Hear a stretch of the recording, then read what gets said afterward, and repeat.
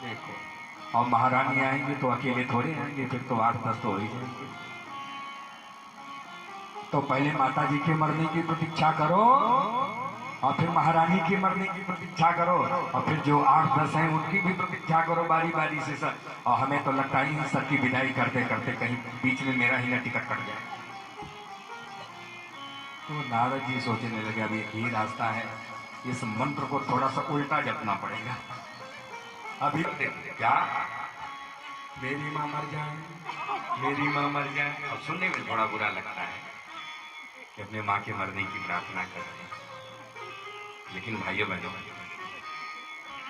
जीवन में जो आपको उल्टा दिखाई पड़ता है कभी कभी वही सीधा ऐसे नजरों का फेर। आप काला चश्मा लगा लेते, लगता ना जिसे चारों ओर बदली है।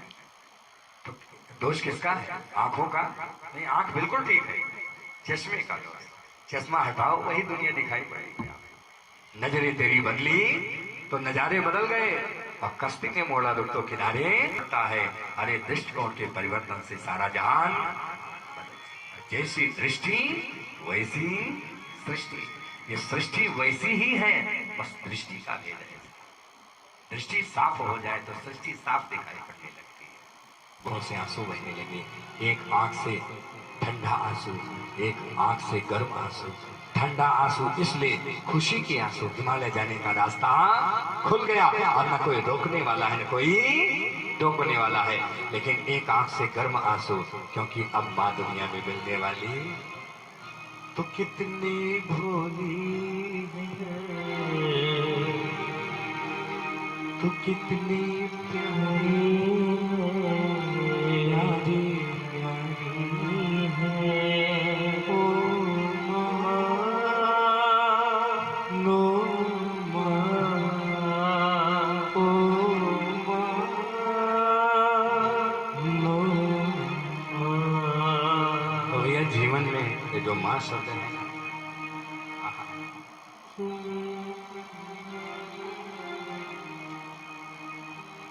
देवर्षि नारद ने अपने माँ का अंत्येष्टि संस्कार किया, उनके सारे कर्म संपन्न किए और अब हिमालय के लिए प्रस्थान कर गए। जा रहे हैं हिमालय की तरफ। रास्ते में बगीचा दिखाई पड़ा, उसी बगीचे में ध्यान लगा करके बैठ गए। थक गए थे चलते चलते ना, तो ध्यान लगा करके बैठ गए। और जैसे ध्यान लगाया समाधि लगी, और समाधि लगी और भगवान हृदय में आकर चतुर्भुज रूप में प्रकट हो गए।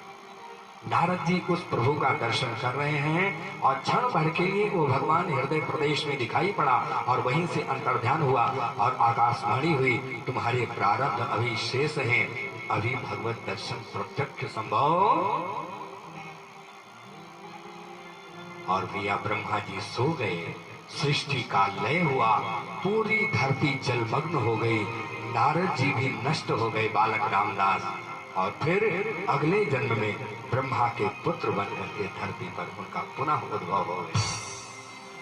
नारद जी ने एक कथा सुनाई, कहा सुनो, मैं सोचो दासी का बेटा था पूर्व जन्म में, और इस सत्संग का प्रभाव देखो, ये संतों का आशीर्वाद देखो, आज मैं ब्रह्मा का बेटा बन करके पैदा।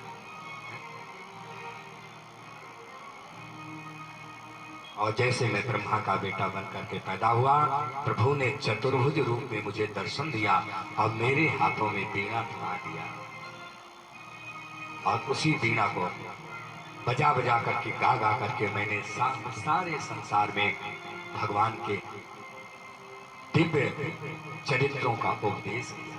खूब देवदत्ता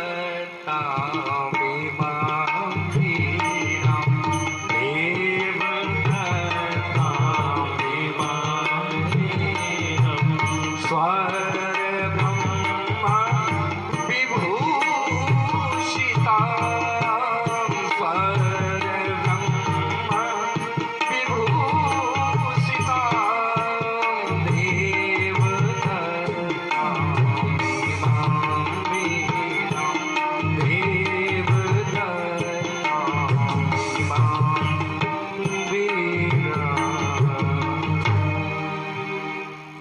परमात्मा ने वो बीड़ा मुझे थमा दी और संसार में गा गा करके मैं सबको मंत्रमुग्ध कर देता हूँ। अब बताओ ये सत्संग से कितना बड़ा कार्य हो सकता है। दासी का बेटा ब्रह्मा का पुत्र बन गया। परमात्मा ने बीड़ा प्रदान कर दी, साक्षात नारायण का मुझे दर्शन हो गया। अब बताओ जीवन का परम लाभ तो मुझे मिल गया, अब तुम क्या पाना चाहते हो? इसलिए मैं तुम्हें बताना चाहता हूं, से एक कथा छूट गई है, वो लिखो। वो है क्या? वो है कृष्ण कथा। कहा महाराज आपकी जैसी आई बस कथा कैसे लिखा? माता सरस्वती आई और पानी पर विराजमान हो गई। भगवान गणेश ने कलम पकड़ा और देवर्षि नारद ने उपदेश करना शुरू कर दिया। सरस्वती के ज्ञान की धारा उस उपदेश के साथ साथ सुरसरी बन करके बह रही है व्यास जी के मस्तिष्क में। गणेश जी लिखते जा रहे हैं, अरे घर में पधारो गजानन जी, मेरे घर में पधारो। भागवत का निर्माण हो रहा है। घर में पधारो गजानन जी, मेरे घर में पधारो। घर में पधारो और भैया इस तरीके से 18,000 श्लोकों की भागवत बन करके तैयार हो गए। ये चारों लोगों के संयोग से। ये भागवत क्या है ज्ञान की गंगा ऋषि